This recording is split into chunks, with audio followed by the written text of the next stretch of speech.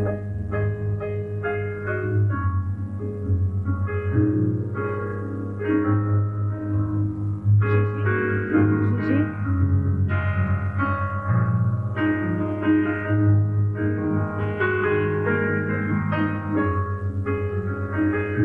Gégé, fais le son là.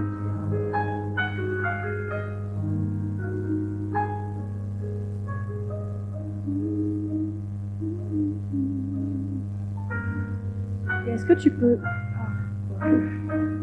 m'augmenter un peu dans les retours?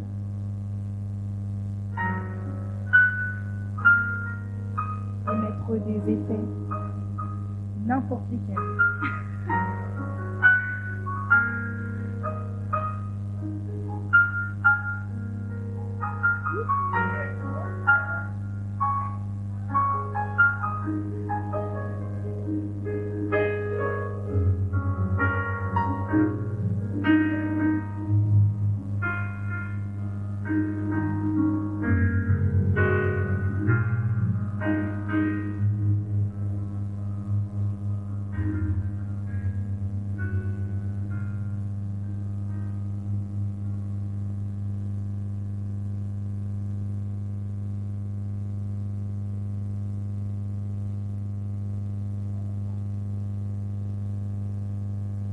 Alors, bonjour à tous. On va commencer la louange tous ensemble.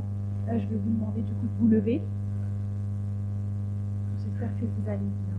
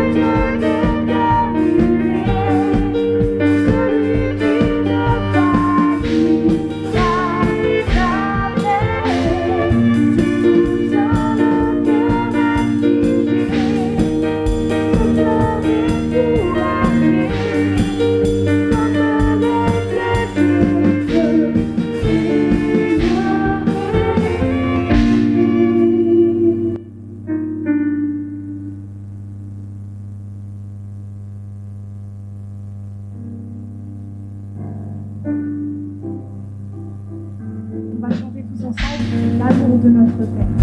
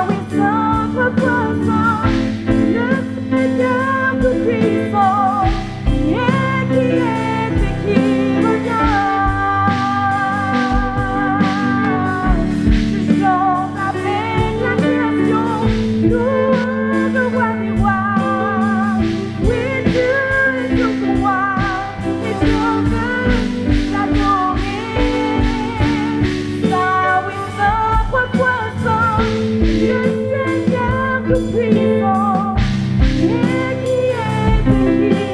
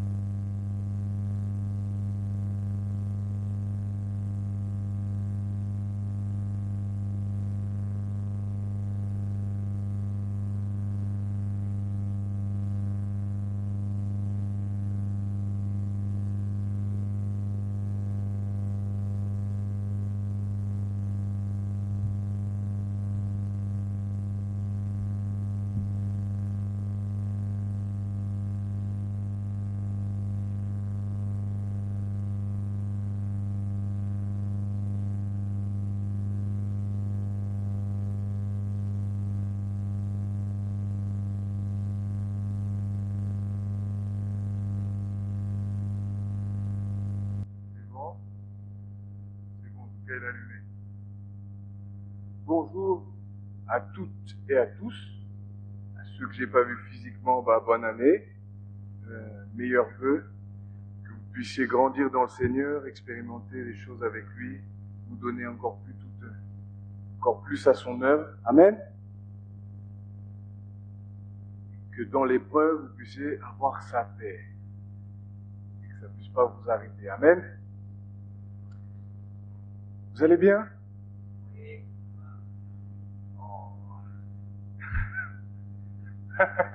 On voit que tu as l'habitude de prêcher. On voit que... est-ce que vous allez bien? Ah, voilà! Voilà d'autres prédicateurs de l'évangile. Alléluia. Alors, qui est-ce qui... Non, c'est bon. Alors, on va commencer par les anniversaires. Et je dirais plutôt l'anniversaire. Et si vous suivez mon regard, vous savez qui c'est. Alors là, ça peut être trompeur parce qu'il y a Warren juste derrière. Alors, c'était l'anniversaire de Dominique, le 15 janvier. Je ne donne pas l'année. Je peux? Oh, super, c'est un bel âge. 50 ans. C'est ça, 50 ans. C'est quand même 50 ans. Moi, j'ai un quart de siècle. Elle a un demi-siècle. Franchement, c'est un bel âge. Un bel âge. 50, c'est une grâce, oui. Alors, est-ce que c'est l'anniversaire de quelqu'un d'autre qui n'est peut-être pas mentionné? C'est l'anniversaire de personne d'autre? Eh bien, tu vas avoir la grâce, on va chanter tous, rien que pour toi. Alléluia. Joyeux anniversaire, joyeux anniversaire, joyeux anniversaire Dominique, joyeux anniversaire, et que Dieu te bénisse, et que Dieu te bénisse, et que Dieu te bénisse Dominique, et que Dieu te bénisse.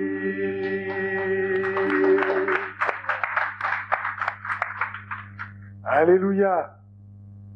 Alors, pour les réunions de prière et d'études bibliques, c'est toujours les mêmes jours. Donc le mardi pour la réunion de prière à 20h sur Skype et la réunion d'études bibliques à 20h sur Skype aussi.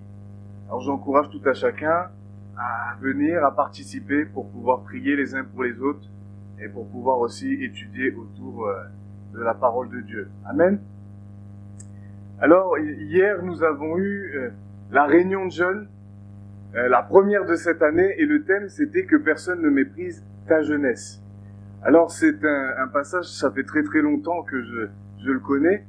Le Seigneur lui-même me l'avait donné, où il parle d'être un modèle pour les fidèles, d'être en pureté, en parole, en conduite, en foi, en amour, et de s'appliquer à la lecture de la parole, à l'exhortation, à l'enseignement, et de s'occuper tout entier de ces choses-là. Et le dernier point, c'était quoi? C'était de veiller sur nous-mêmes et sur l'enseignement que nous avons. Veiller sur nous-mêmes. Alors, tout le monde avait bien compris le passage. C'était une réunion qui était plus courte, vous savez. Maintenant, hier, c'était la première journée, le couvre-feu était à 18h. Donc, ça a été un peu plus réduit. Mais on a quand même partagé autour de la parole. On a pu passer un temps ensemble. Vraiment, j'ai hâte. Je sais pas vous, les jeunes, pour ceux qui sont là. Moi, j'ai hâte, je disais à Yves, j'ai l'impression de bâcler mon travail. L'impression qu'on bâcle les réunions de jeunes parce qu'il n'y a pas de repas derrière, on peut pas passer plus de temps ensemble, et c'est vraiment, pour moi, en tout cas, ça me peine. Et pourvu que vraiment on puisse retourner à la normale, prions pour que le Seigneur puisse agir dans tout ce qui se passe et qu'on puisse repasser des temps de qualité tous ensemble. Amen. Non pas ça veut dire que c'est pas de qualité comme on fait, mais qu'on puisse passer plus de temps ensemble. Moi, ça me manque. C'est pas vous, mais en tout cas, moi, ça me manque. Donc voilà, c'était une belle réunion. J'encourageais tout à chacun. C'est pas parce qu'on est jeune qu'on doit dire, c'est bon, je vis comme... Non, soyez déjà des modèles. Mais c'est pour les jeunes et les moins jeunes. Paul avec le Timothée avait une quarantaine d'années quand Paul lui disait ça. La corbeille, je l'ai marqué. Heureusement que je l'ai marqué parce que j'allais encore une fois l'oublier. Céline, si tu veux bien, je vais te laisser passer dans les rangs.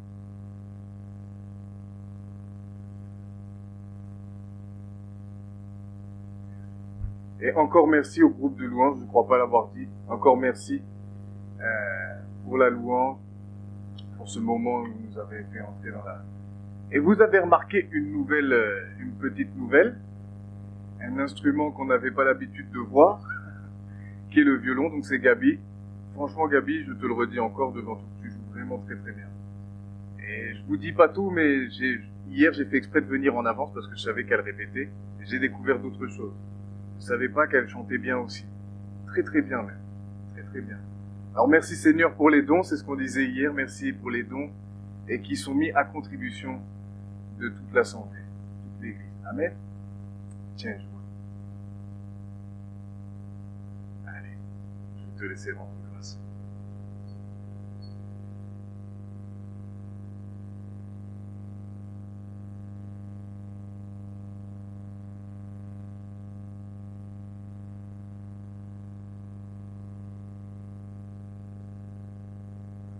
Amen. Amen.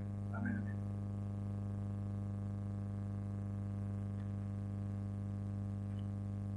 Alléluia.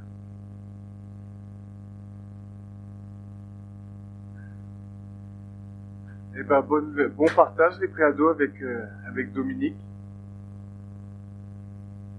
Alors nous, on va aussi partager, je vous ai déjà dit le titre de mon message la semaine dernière, et ça va être « Est-ce que mon passé m'impacte encore dans le présent ?» Pour ceux qui ont vu Facebook, on met l'eau à la bouche juste avant, ça fait quelques semaines qu'on fait ça déjà, on met l'eau à la bouche avant, on donne le titre du message, thème du message.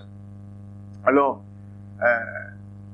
on va commencer parce que j'ai vu, la première fois que j'ai prêché ça, c'était en 2018. Ah oui, excuse-moi, en plus, et vous avez le bonjour de Saïd. Saïd vous passe le bonjour à tous et à toutes. Merci, merci.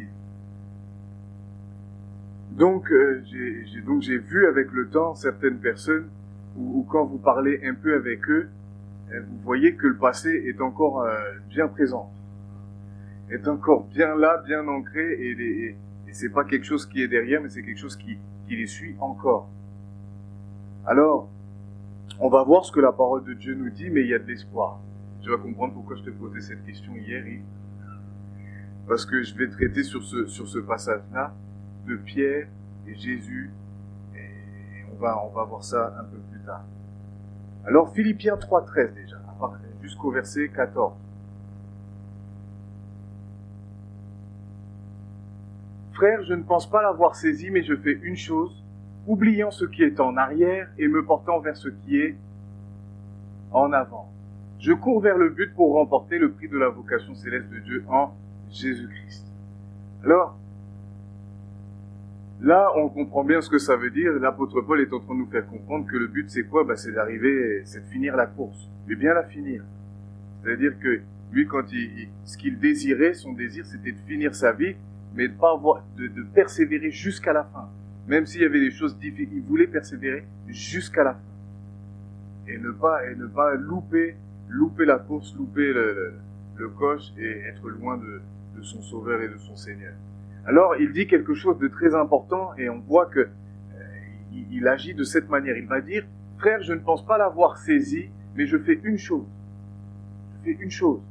Oubliant ce qui est en arrière et me portant vers ce qui est en avant. Le passé, je vais donner...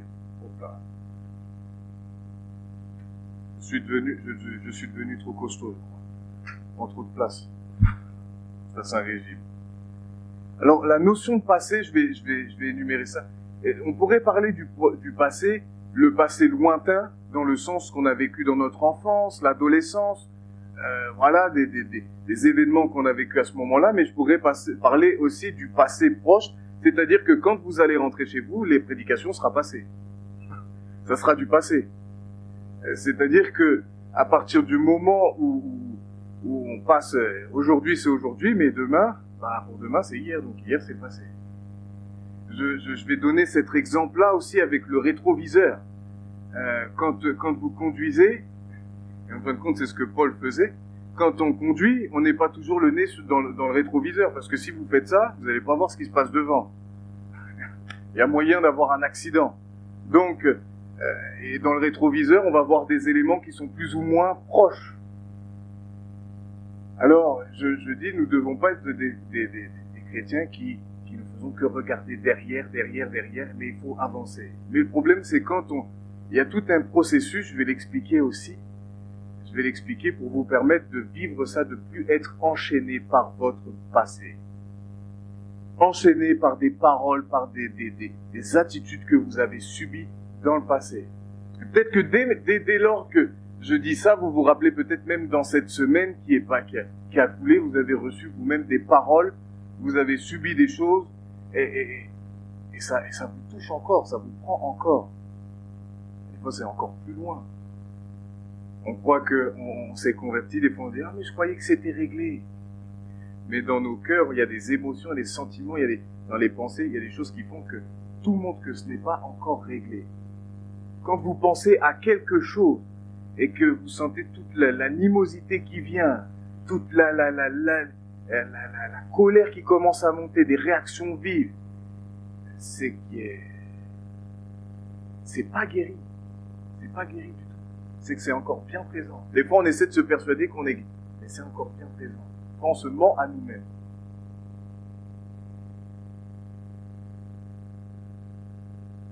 Donc, ce qui est en arrière, j'aimerais dire, tout ce qui est en arrière n'est pas forcément mauvais non plus.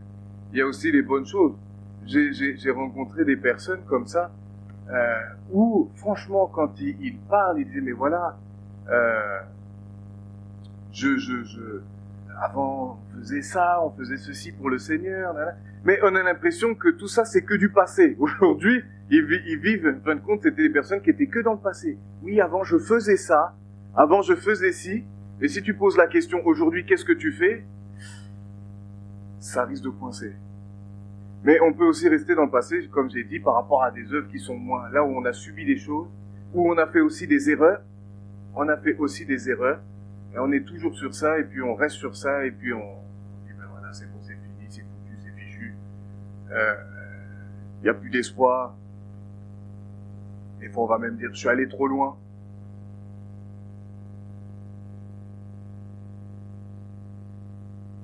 Alors, Jean 18, du verset 16 à 26, pardon. Alors là, c'est Pierre, et je me suis beaucoup identifié à Pierre. Pourquoi? Parce que dans j'appelle ça la première phase de ma conversion, où je me suis converti, j'ai décidé de suivre Jésus. J'étais de ceux qui disaient, j'étais de ceux qui faisaient déjà des grandes proclamations. J'étais de ceux qui disaient, Seigneur, quand tous t'abandonneront, moi je serai là. Quand tous moi je serai là. Jusqu'au jour où moi-même j'ai renié Jésus.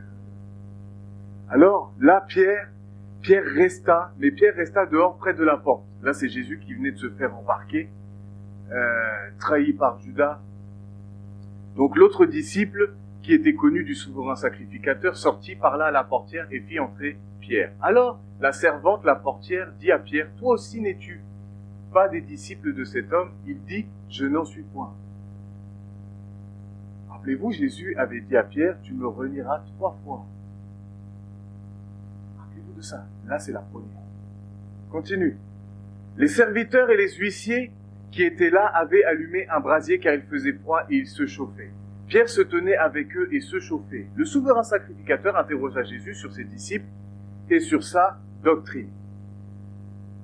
Jésus lui répondit, « J'ai parlé ouvertement au monde, j'ai toujours enseigné dans la synagogue et dans le temple où tous les Juifs s'assemblent et je n'ai rien dit en secret. Pourquoi m'interroges-tu? Interroge sur ce que je leur ai dit. Ceux qui m'ont entendu, voici ceux-là savent ce que je dis. » À ces mots, un des huissiers qui se trouvait là donna un soufflet à Jésus en disant « Est-ce ainsi que tu réponds au souverain sacrificateur ?» Jésus lui dit « Si j'ai mal parlé, fais voir ce que j'ai dit de mal. Et si j'ai bien parlé, pourquoi me frappes-tu » Anne l'envoya lié à Caïphe, le souverain sacrificateur. Simon-Pierre était là et se chauffait. Lui, il était encore se chauffer au même endroit. On lui dit « Toi aussi n'es-tu pas de ses disciples ?»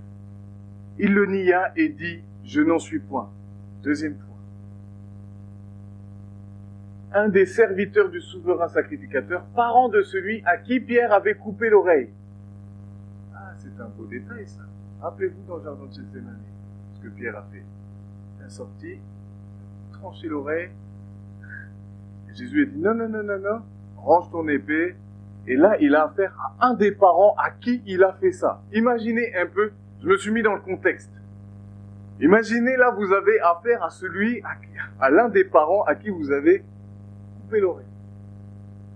Il dit, ne t'ai-je pas vu avec lui dans le jardin? Vas-y. Pierre le nia de nouveau et aussitôt le coq chanta. Alors, là, on voit que Pierre, lui qui au départ avait dit « Moi, je te laisserai jamais, j'irai jusqu'à la mort, même en prison, pour toi, je subirai ces choses. » Et là, on voit que dès que... et pourtant, ce qui est étonnant, c'est qu'au moment où il va trancher l'oreille Et là, à ce moment-là, on se dit, mais là, il est prêt, Pierre est prêt à payer le prix, à payer de sa vie, il est prêt à aller jusqu'au bout pour Jésus. Mais quelques temps plus tard, la suite des événements, on voit qu'il va le renier 3 fois. Je crois pas que Pierre était un menteur lorsqu'il disait ça. Je crois pas que ça fait de lui un menteur. Par contre, ça fait de lui quelqu'un qui était présomptueux. Il y avait de l'orgueil. C'est-à-dire qu'il croyait présomptueux, c'est-à-dire pour lui, il avait... Je suis assez fort, je suis assez solide, je suis assez ceci, je suis assez... Mais quand il y a eu l'occasion de dire, ben oui, je suis réellement, oui, je les suis, et ben là, non, il a dit tout l'inverse. Et il s'est défilé. Et lorsqu'il a agi comme ça, on voit un détail, et c'est ce détail, j'ai beaucoup potassé à ce sujet-là, parce que... mais quand vous mettez... Ce qui est très intéressant, c'est de faire la parallèle entre chaque évangile. Parce que dans les évangiles, quand vous regardez les histoires, vous les mettez côte à côte, il y a des détails parfois que certains autres vont avoir et que d'autres vont pas avoir. Et c'est ça qui est intéressant parce qu'ils se complètent, ils sont complémentaires les uns avec les autres. Alors, c'est là qu'on va voir dans dans Luc 22, 61 à 62, un détail très important. Imaginez là, vous ressassez un peu l'image de Pierre qui va renier 3 fois, le coq chante. Mais là, le détail est flagrant, ce détail-là. Le Seigneur s'étant retourné regarda Pierre. Et Pierre se souvint de la parole que le Seigneur lui avait dite avant que le coq chante, aujourd'hui tu me renieras 3 fois. Et étant sorti, il pleura amèrement. Imaginez un peu la scène. Imaginez un peu la scène. Il nie 3 fois Jésus, et Jésus va se retourner. Jésus va se retourner et va le regarder. Il n'y a pas de mots, il n'y a pas besoin de mots. La preuve, parce que Pierre, c'est à ce moment-là, il va se rappeler de ce que Jésus avait dit. De cette parole-là. Et là, il va pleurer amèrement. Parce qu'il va se rappeler aussi de ce qu'il a dit. Il va se rappeler aussi de lui ce qu'il a proclamé. Donc, il va pleurer amèrement. Là, c'est le Pierre qui... Je dis vraiment, il y a 2 versions de Pierre. Il y a le Pierre de cette période-là, où complètement il était présomptueux, orgueilleux, où il se surestimait, mais il était sincère dans tout ça, il était sincère, il aimait vraiment, il aimait Jésus, il avait de l'affection pour lui, vous allez comprendre pourquoi je dis ça après. Il avait de l'affection pour Jésus. Donc là, quand on va aller dans Jean 21, juste avant, c'est la scène de la pêche miraculeuse. Et donc, à partir du verset 15, après qu'ils eurent mangé, Jésus dit à Simon-Pierre, « Simon, fils de Jonas, m'aimes-tu plus que ne m'aime ceci ?» Il lui répondit, « Oui, Seigneur, tu sais que je t'aime. » Jésus lui dit, « Paix mes agneaux. » Il lui dit une seconde fois, « Simon, fils de Jonas, m'aimes-tu » Pierre lui répondit, « Oui, Seigneur, tu sais que je t'aime. » Jésus lui dit, « Paix mes brebis. » Il lui dit pour la 3e fois, « Simon, fils de Jonas, m'aimes-tu » Pierre fut attristé de ce qu'il lui avait dit. pour la troisième fois, m'aimes-tu? Et il lui répondit, Seigneur, tu sais toutes choses, tu sais que je t'aime. Jésus lui dit, paie mes brebis. Alors, là, on va un peu plus détailler. Alors, j'ai même découvert quelque chose à travers ma recherche d'hier. Alors, quand Pierre dit, déjà quand Jésus parle et utilise le mot amour, vous savez que le mot amour en grec, ça se dit de plusieurs façons. Il y a plusieurs mots. Alors là, je vais simplement parler de philéo et d'agapao. Alors, quand Jésus va parler d'amour, lui, il va parler d'agapao. Quand Pierre, lui, va dire « Oui, je t'aime, tu sais que je t'aime », il va dire « philéo ». Alors vous allez comprendre pourquoi ça a une importance. Tout à l'heure, j'ai parlé d'affection. Philéo, ça veut dire que il avait de l'affection pour Jésus. Quand il dit ça, il dit « J'ai de l'affection pour toi ». J'ai de l'affection pour toi. Quand Jésus, lui, va dire « agapao », ça parle d'aimer chèrement. Vraiment aimer chèrement. Être véritablement attaché à. J'ai découvert aussi dans cette recherche que lorsque Jésus va parler, tu aimeras ton Seigneur, ton Dieu, de toute ta pensée, de toute ton âme, de tout ton cœur, de tout ton être. Qu'est-ce qu'il est utilisé? Agapao. Il n'est pas utilisé philéo. Il est utilisé agapao. C'est-à-dire, et ça, de toute façon, quand on lit la suite de ce verset, on comprend très bien ce que ça veut dire. De tout ton être, de toutes tes pensées, de tout ton cœur, de tout ton corps que ce soit à travers là, que ce soit là, tout ton être doit aimer le Seigneur, ton Dieu. Amen. Alors, c'est là que j'ai compris aussi beaucoup de choses. Je parle pour ma propre vie. Et je dis que sur certaines choses, j'avais plus de l'affection pour Jésus plutôt qu'autre chose. C'était de l'affection. J'étais pas vraiment attaché. Et puis, je vais pas rentrer dans les détails, mais beaucoup de points de ma vie m'ont montré que j'étais très présomptueux, très orgueilleux. En fin de compte, quand je regardais les autres, je disais, eux ils peuvent tomber, mais moi non. Eux ils peuvent tomber, mais moi non. Moi je suis tellement merveilleux, je suis tellement... Des fois, on le dit pas avec des mots, mais dans notre attitude, c'est ce que ça reflète. C'est ce que ça reflète. J'encourage vraiment tout le monde, ne soyez pas... souvent, c'est Yves qui disait ça. Jésus ne veut pas des sympathisants. Jésus, c'est pas des sympathisants qu'il veut, c'est des véritables adorateurs. C'est des adorare en latin, ça veut c'est passionné, c'est un amour, c'est passionné, c'est complet, être passionné de Dieu.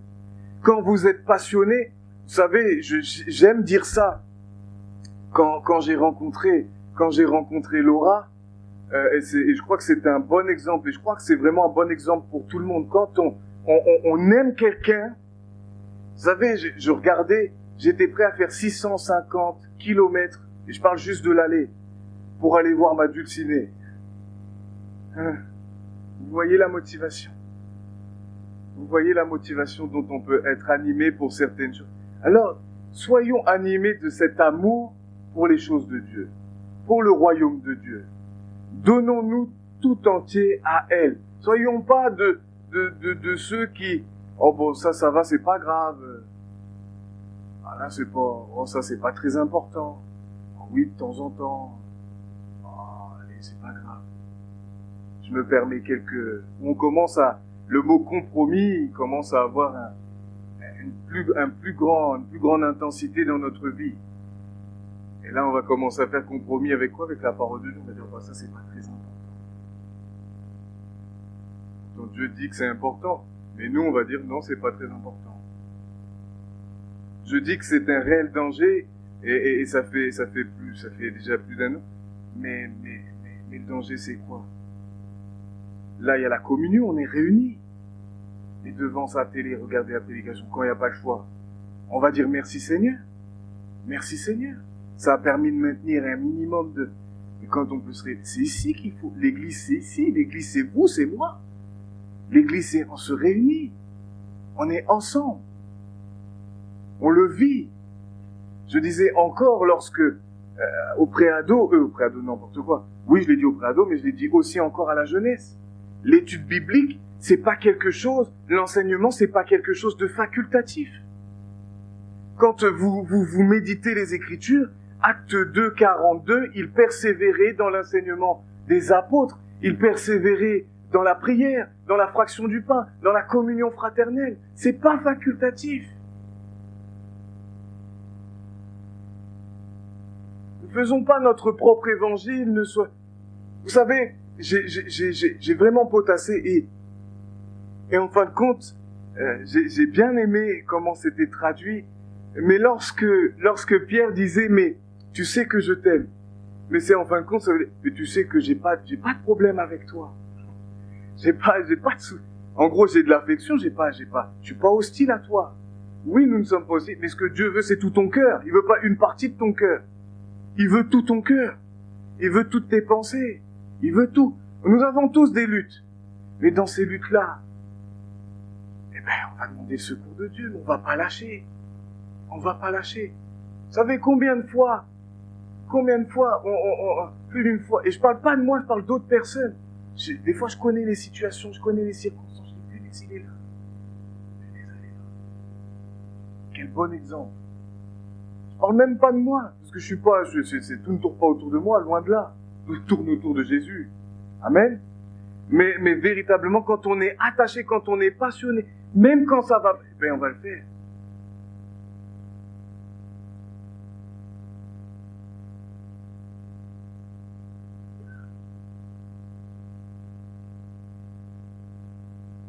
Soyons passionnés. Mais ce que j'aime encore plus dans ça, c'est que, déjà, Jésus va répéter 3 fois. 3 fois, il va dire, Pierre, m'aimes-tu? Et ce que j'aime beaucoup, c'est qu'il va conclure. Pierre était attristé parce qu'il lui a demandé plusieurs fois, mais ce que j'aime beaucoup avec Jésus, c'est qu'il va pas, il a pas dit ça simplement pour lui dire, tu m'as laissé tomber. C'était pas pour le culpabiliser, pour le descendre, pour le ceci. Mais c'était pour qu'à travers ça, il lui dise maintenant, suis-moi.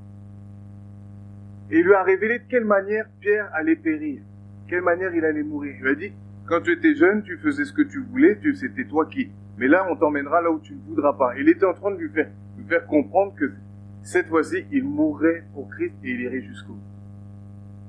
Alors, c'est ça ce que je trouve merveilleux dans ce texte-là, c'est que c'est pas un texte, c'est pas un moment où Jésus va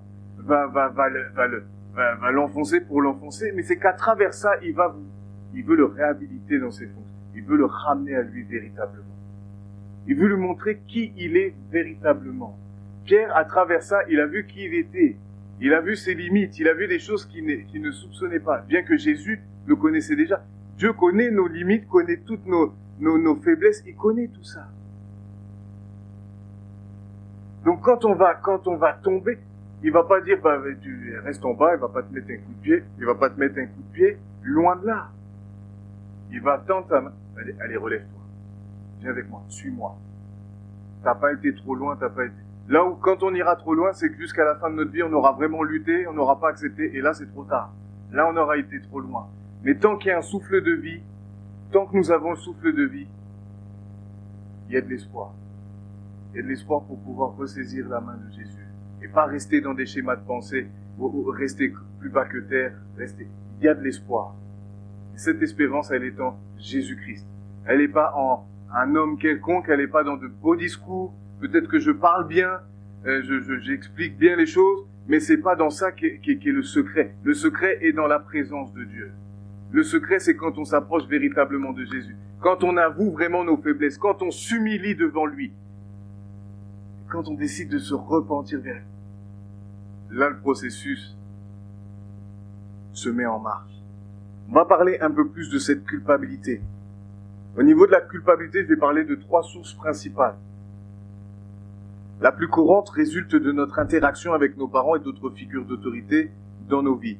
C'est le sentiment qui émerge quand nous faisons quelque chose qui est mal selon l'éducation que nous avons reçue. Ce sentiment est donc directement lié à la façon dont nos parents nous ont élevés. Parler du deuxième point. L'Écriture nous révèle la deuxième source de sentiment de culpabilité. Jean 16, 8, qui va nous dire « Saint-Esprit, c'est lui qui convainc le monde de péché, de justice et de jugement. » Mais le but de cette culpabilité, c'est ce que je disais, c'est pas pour culpabiliser, mais c'est qu'à travers cette culpabilité, tu puisses revenir en arrière, te repentir. C'est salutaire.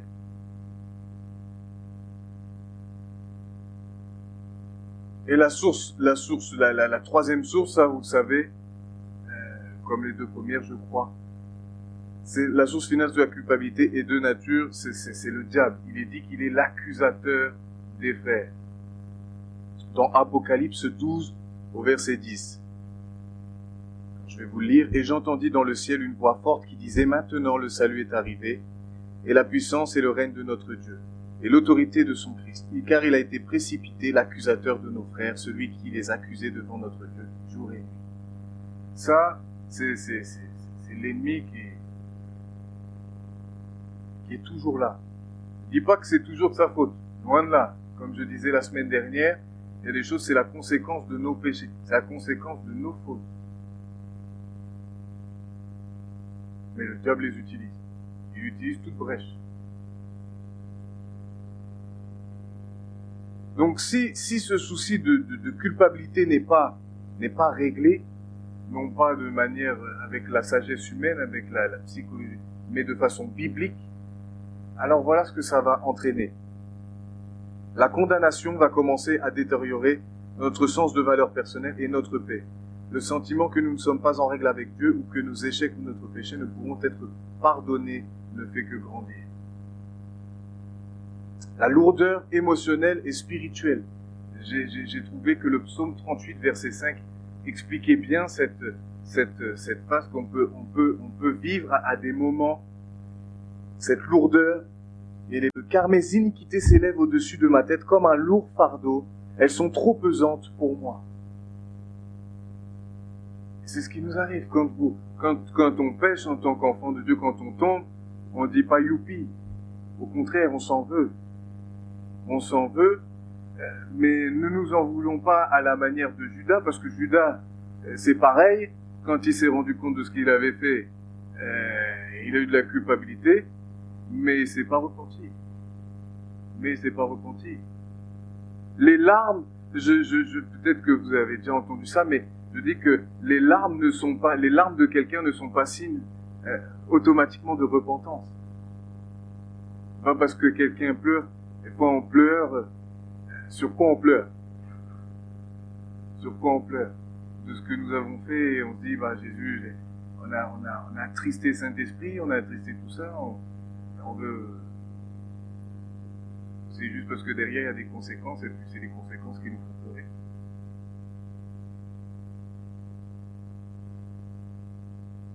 Les maux physiques. Alors ça, c'est quelque chose que j'ai découvert il y a un petit moment, mais ça peut même, quand on est dans des situations comme ça, déclaper et retirer dans le corps, on va avoir des maux, MAUX, des douleurs, ça va nous pomper l'énergie, on va être fatigué, on va être épuisé, on va avoir des douleurs dans le corps. C'est une conséquence aussi. Ça ne veut pas dire que toutes les douleurs sont dues à ça. Ça ne veut pas dire ce que je dis. Mais il arrive que quand on est dans des situations comme ça, dans la culpabilité, ça nous pompe toute notre énergie. Tellement on est, je dirais, écrasé par ça, on est complètement vidé de toute énergie, notre corps... Les j'aurais pu, j'aurais dû, vont se transformer en sentiment de culpabilité. Alors c'est pour ça qu'il faut avoir une intime conviction. C'est que dès lors que, et je dis que selon les fautes que nous faisons, selon les choses ou même que nous subissons, il y a toujours des conséquences. C'est là où il faut croire que quand on vient sincèrement devant Dieu, quand on vient sincèrement devant notre Seigneur et notre Sauveur, quand on est dans notre... Il voit ton cœur, il voit vos cœurs. Et bien alors, à partir de ce moment-là, vous demandez pardon. Vous savez, Dieu n'est pas un homme. Nous, des fois, on met du temps à pardonner quoi que ce soit. Si vous demandez pardon à Dieu, il va pardonner. Il va pardonner. Il faut être conscient de ça.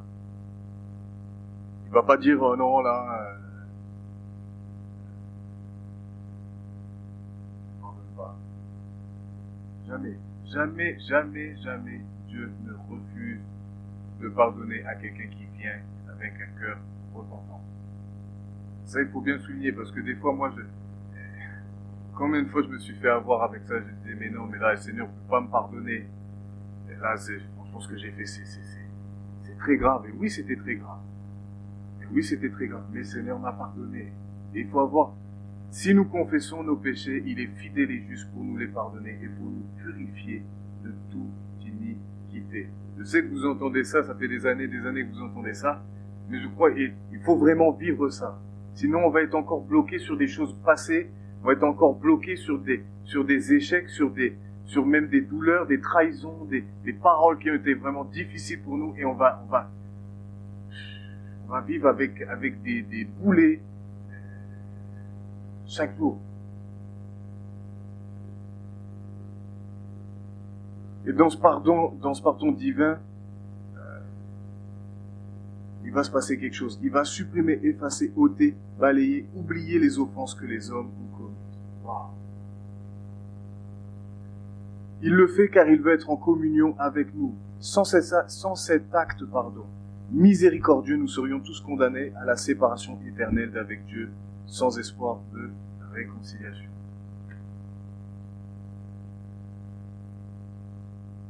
Le pardon, vous savez, lorsque on s'approche de Dieu, si on n'a pas pardonné, ça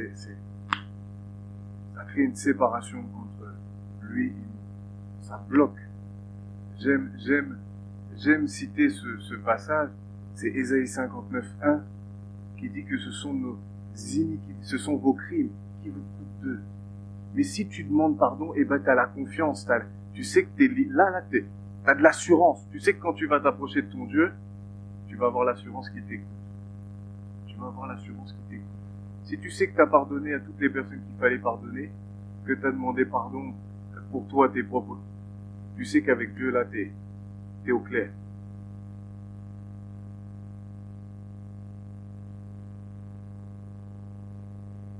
Alors la bonne question c'est, comment faire si une personne ne nous pardonne pas? Ah, c'est une bonne question ça. Comment faire si une personne ne nous pardonne pas? Alors je vais vous donner l'élément de réponse. Alors c'est quelque chose qui est vraiment, je le dis, c'est pas facile. C'est même au contraire, c'est difficile. Parce qu'on se dit, punaise, je suis allé, j'ai reconnu ma faute, j'ai demandé pardon, et puis cette personne. Quand ce sont des personnes du monde, c'est une chose. On sait comment le monde fonctionne, c'est une chose. Mais quand c'est dans le monde chrétien, c'est quand ce sont des disciples. Là, c'est une autre histoire. Alors, j'aimerais vous dire, et c'est là qu'intervient, quand vous êtes véritable, quand vous êtes sincère. Bon, ça, c'est toujours une histoire de cœur, d'attitude de cœur. Si vous êtes sincère, vous avez demandé pardon à Dieu, vous avez demandé pardon à la personne, vous ne pouvez pas continuer à rester écrasé par ça, parce que, non, il faut continuer. Non, il ne faut pas se laisser. Si vous avez fait tout ce que vous avez à faire, si vous avez pris toutes les positions que vous deviez prendre, qu'est-ce qui peut vous condamner? C'est là que Romains 8:1 prend tout son sens. Il n'y a aucune condamnation pour ceux qui sont en Jésus-Christ. Je dis bien à condition d'être en Jésus-Christ, de demeurer bien en lui. Ça ne veut pas dire qu'on est parfait, mais ça veut dire que quand on avoue, on confesse, on va dire oui, là c'est vrai j'ai fauté, là oui c'est vrai j'ai fait ça. On reconnaît, et puis on dit mais non, aux yeux du Seigneur c'est bon, c'est réglé. Demandez la paix. Demandez la paix. laissez pas écraser.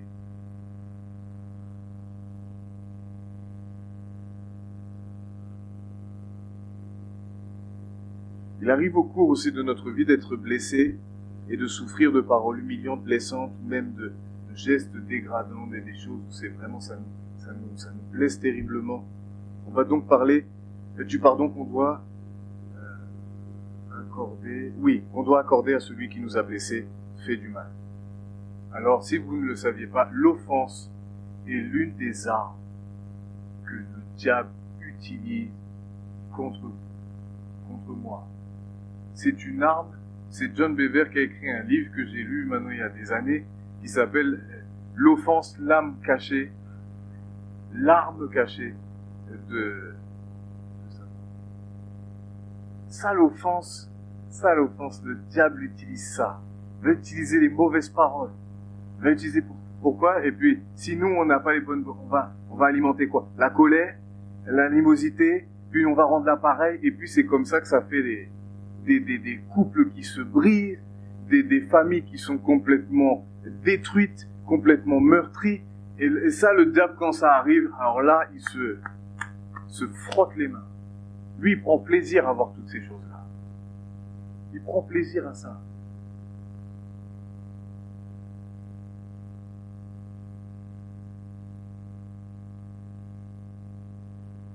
Donc les blessures vont avoir un impact négatif sur nous. J'en ai parlé un peu la semaine dernière. Donc on va être à fleur de peau, on va être susceptible, accompagné de réactions vives, voire très vives selon les situations, qui vont raviver des souvenirs. Ça va pas forcément être avec la même personne, mais ça va être le même style de situation. Ça va raviver. Ça, c'est quand c'est pas guéri. Et ça va raviver, et puis on va tout de suite, on va exploser. On va exploser, parce que ça va nous rappeler déjà ce qu'on a vécu dans le passé. Alors, on va sentiment de dévalorisation, manque de confiance, se renfermer sur soi, sentiment d'insécurité, sentiment de rejet, de peur, de solitude, et j'en passe.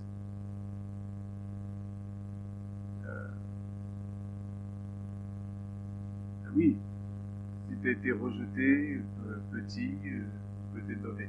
Tu vas dire, ben voilà. Moi, j'appelais, ça me revient comme ça, j'avais oublié que j'appelais ça comme ça. J'étais chrétien. Et dans toutes les relations, avant d'être chrétien, toutes les relations que j'avais, amoureuses, se terminaient à chaque fois au bout d'1 an et demi. Et quoi qu'il se passait, au bout d'1 an et demi, c'était le plus, ça se passe. Et quand je suis venu à Christ, je suis venu avec le même état de pensée. Je me suis dit, de toute manière, ça marchera pas, de toute façon, je suis maudit. Je disais même des choses comme ça. Je suis maudit, je suis complet, je finirai. Je recherche, je fais tout ce que ça marche pas. Donc, c'est des choses qui restent et on doit être guéri pour plus penser comme ça. Bien se rendre compte que, bah oui, là, il y a quelque chose qui est là, faut pas penser comme ça.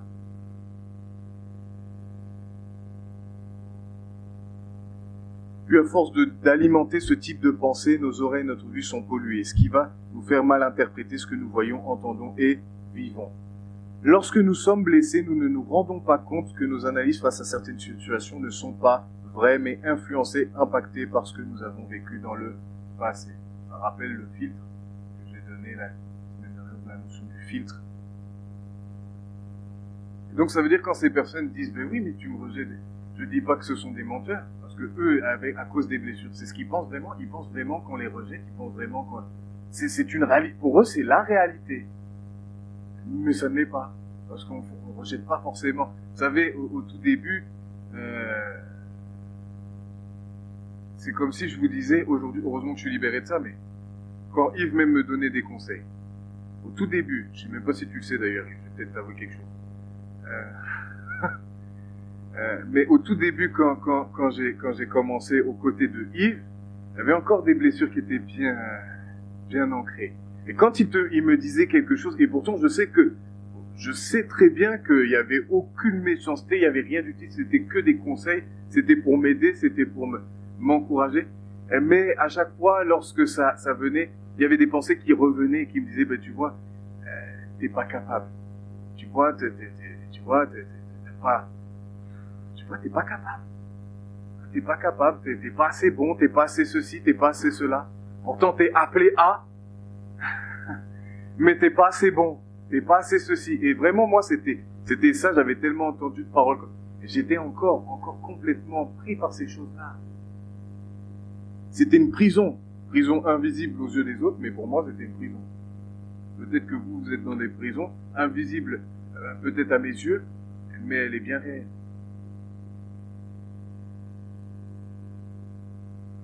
Mais ça fait de nous des personnes comme Pierre qui ont besoin d'aller auprès de Jésus pour être restaurés, pour être renouvelés, pour être guéris.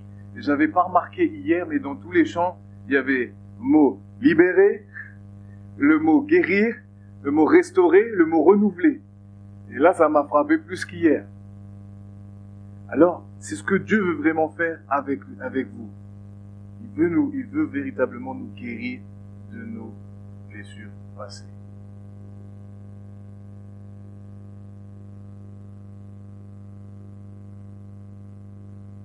Est-ce que je peux vous donner, je vais vous donner ce matin, ça m'est revenu. Par rapport à ceux qui font des erreurs, qui font des fois des grosses erreurs avec des sacrées conséquences. Des sacrées conséquences. Non seulement sur eux, mais sur des personnes autour. Ça m'est arrivé et quand on est dans la culpabilité, c'est fou, on sait que quand on demande pardon, pourtant on le sait, quand on demande pardon, on sait que Dieu nous pardonne. Mais tellement on est sous la culpabilité, plusieurs fois on va répéter ça, Seigneur pardonne-moi pour ça, Seigneur pardonne-moi pour ça, Seigneur pardonne-moi pour ça. Avec le poids de la culpabilité, on va répéter, et en fin de compte on est toujours autant pris par ça. Et un moment où je disais encore une fois, j'avais fait une grosse erreur, et au moment où je dis Seigneur pardonne-moi, j'ai vu une feuille blanche. Donc sur cette feuille blanche, il y a des choses qui s'écrivaient. Et lorsqu'elles s'écrivaient, à un moment, tout s'est effacé.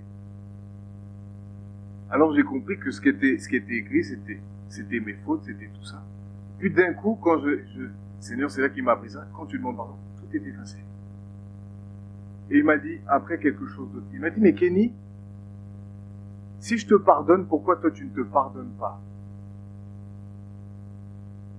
C'est-à-dire que lorsque nous vivons, quand nous disons, dans les couples, on peut des fois dire des choses à notre femme, à notre époux, des choses terribles. Des fois qui ont des conséquences, franchement, c'est pas glorieux. Je sais de quoi je parle. Mais ça peut être dans le travail, ça peut être plein de choses. Et on demande pardon, et même des fois, ma femme me pardonnait, mais moi je tournais encore en rond sur ça. Je me sentais encore coupable, encore tout ça. Et c'est là où il faut se pardonner soi-même. Il faut aussi se pardonner soi-même.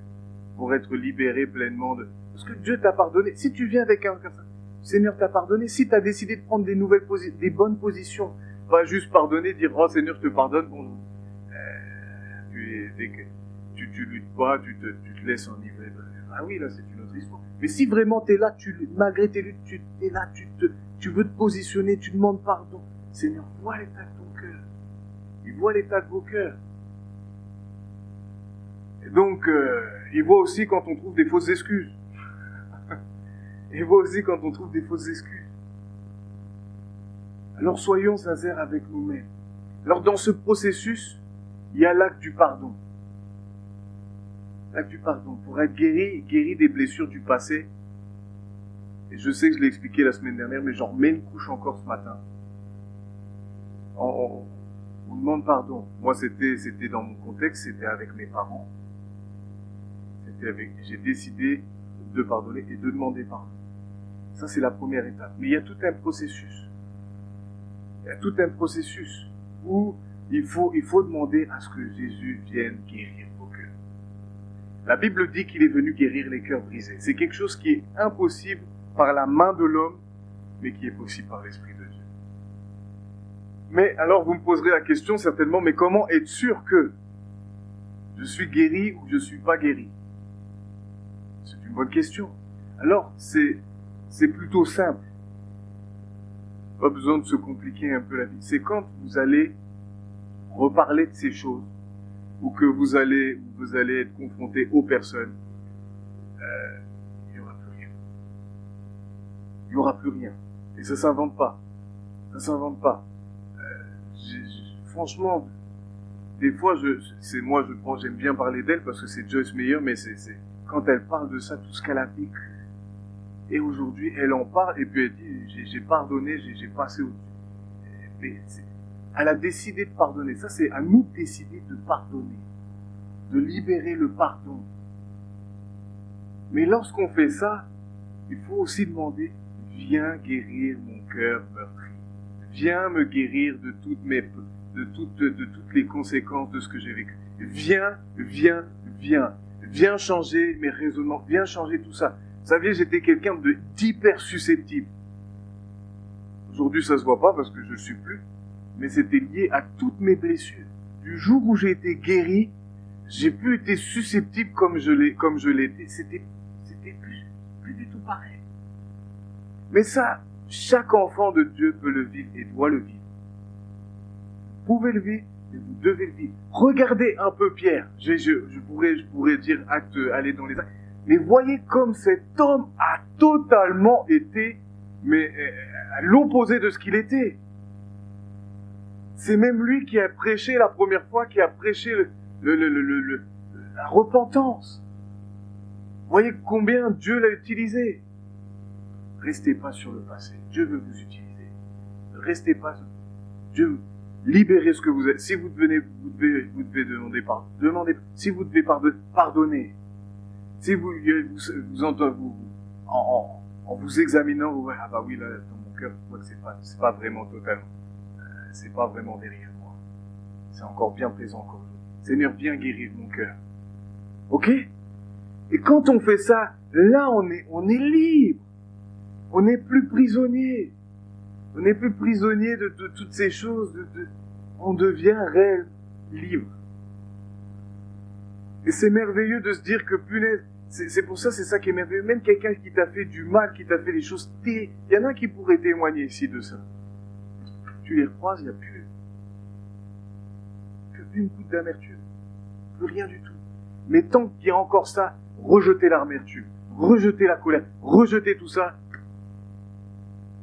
et allez de l'avant. Vraiment, je veux vous encourager ce matin. C'est pour ça que je trouve que Pierre, c'est vraiment le bon exemple dans ce sens-là. Non pas la première partie, mais tout le cheminement qu'il a suivi. Et il a suivi Jésus. Et quand il a suivi, un homme transformé. Un homme transformé. Alors ne laissez plus le passé, ne laissez plus les choses vous écraser. Ne laissez plus ces choses-là. Dès que vous voyez qu'il y a là, ne laissez aucune faille, ne laissez pas. Plus on va laisser passer, et plus ça va être difficile. Et des fois, même en laissant pas passer, c'est difficile.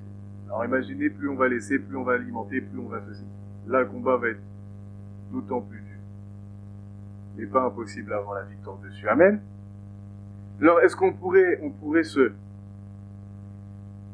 lever?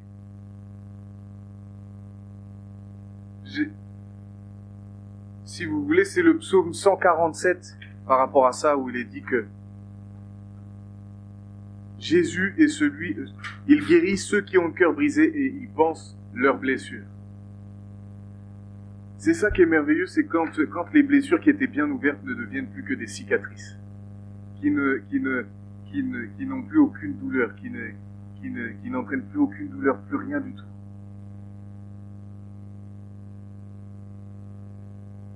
Je vais le dire. Je vais vous donner un exemple, quelque chose qui m'a beaucoup blessé. Quand j'ai débuté, quand déjà je me suis donné au Seigneur, j'avais 19 ans. 2 mois après ma conversion, je savais à quoi j'étais appelé. C'est pour ça que je vous ai prêché ça, les jeunes aussi. C'est juste parce que le Saint-Esprit m'a dit. Mais c'est parce que j'ai vécu ça. J'ai connu des personnes qui ne venaient pas quand je prêchais parce que, et je ne vous dis pas les termes qu'ils employaient parce que j'étais trop jeune. Et ça, c'est quelque chose qui m'a terriblement blessé. Rien qu'en en reparlant, j'imagine, je me rappelle l'état dans lequel j'étais. Et je pleurais. Vous pouvez pas imaginer. Et des fois, je disais à mes parents, et ils sont témoins, je disais, mais j'ai rien demandé, moi. J'ai jamais demandé d'être pasteur. J'ai jamais demandé ça. La seule chose que j'avais demandé au Seigneur, j'avais dit, je veux te servir. C'est la seule chose que j'ai demandé. Et certains, à cause de mon jeune âge, ils disaient, je dirais pas les mots parce que c'est vraiment des mots, franchement, ne soyez pas de ceux-là, s'il vous plaît. Ne soyez pas de ceux-là, s'il vous plaît. Et ça m'a terriblement brisé. Et lorsque j'ai décidé de passer au-dessus, de pardonner à ces personnes-là, et j'ai demandé la guérison, c'était terminé. Ça ne faisait plus aucun mal. J'étais jeune, oui c'est vrai, j'étais jeune, je suis jeune encore. À cette époque-là, j'avais 20, 21. Mais ça n'avait plus aucun impact sur ma vie. Mais si j'avais pas agi comme ça, si j'avais pas pris cette décision-là, encore aujourd'hui, je serais encore, me dire, mais t'es trop jeune, Kenny, t'es trop ceci, t'es trop cela. Non, c'est pour ça que je parle de ça, parce que j'ai trop vécu ça. Au début, mais il y a des personnes qui ont été bien intentionnées, mais il y en a d'autres qui ont franchement dit des choses atroces. Et j'ai dû encaisser ça. Mais je vous appelle pas à encaisser, je vous appelle à déposer. Amen. La Bible nous appelle pas à encaisser, elle nous appelle à décharger. Alors quand vous vivez des choses, déchargez. D'accord? Alors Seigneur, vraiment merci pour ce temps. Merci pour ta parole. Merci pour ce qu'elle nous encourage. Merci parce que nous croyons que même si nous commençons mal notre course, ou des fois les choses du passé sont encore bien présentes, nous pouvons en être libres. Nous pouvons en être libres parce que pour toi, rien n'est impossible. Parce que pour toi, tu es si grand, tu es si merveilleux, tu as des promesses à ce sujet pour nous, pour tout à chacun. Il n'a fallu qu'une seule chose à Pierre pour qu'il puisse vivre ces choses-là, c'est de prendre la décision de te suivre pleinement et de s'abandonner pleinement à toi. Et là, la transformation a eu lieu. Et je crois que pour tout à chacun ici dans ce lieu et même pour tous ceux qui nous écoutent, cette transformation est possible. Cette libération est possible. Maintenant, Seigneur, je te prie que ce verset 1 Jean 1,9 soit une vérité pour nous. Prenne une ampleur vraiment profonde en nous, soit enraciné dans nos cœurs. Je te prie pour que tu vois combien nous avons vécu des choses avant de te connaître, avant d'être avec toi, et des fois même en étant avec toi. Et je le dis avec peine, et parfois même au travers de personnes chrétiennes, à travers des frères et des sœurs en Christ. Tu vois des fois les paroles que nous avons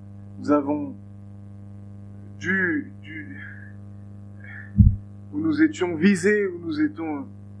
Mais Seigneur, viens guérir nos cœurs. Nous ne voulons pas garder la rancœur, nous ne voulons pas garder l'amertume, nous ne voulons pas garder l'animosité, nous voulons rejeter toutes ces choses de nos cœurs. Nous voulons rejeter toute pensée qui nous rabaisse, toute pensée qui nous met plus bas que terre. Mais nous voulons accepter ta parole pleine d'espérance. Mais nous voulons accepter et recevoir maintenant la guérison de nos cœurs. Non, nous ne sommes pas que des moins que rien. Non, nous ne sommes pas que des personnes qui, oui, certes, après des échecs, et des fois c'est notre faute. Mais tu nous donnes encore une chance. Tu nous donnes encore une chance de saisir ta main et de marcher avec toi véritablement, sans compromis, sans rien. Et de pouvoir être transformés. Je prie véritablement pour que nous ne puissions pas être des bons orateurs. Nous ne puissions pas être des bons prédicateurs, mais que simplement, je dirais, simplement des bons orateurs, des bons prédicateurs de l'évangile auprès de nos familles, auprès des sphères où nous intervenons, mais que nous puissions vraiment vivre ta parole. Je crois que c'est ça qui change les vies. Non pas les beaux discours, mais c'est de vivre véritablement ta parole. Alors Seigneur, qu'à travers toutes les guérisons qui vont avoir lieu, guérison de l'âme, tu puisses manifester, glorifier ton nom auprès de tous ceux qui ont vu l'état dans lequel nous étions avant et qui vont voir le avant et l'après. Alors Seigneur, que nous puissions à travers ça avoir la capacité de prêcher l'évangile en démontrant véritablement que tu es vivant. Oui, le tombeau est vide, oui, tu es mort, mais tu as été ressuscité.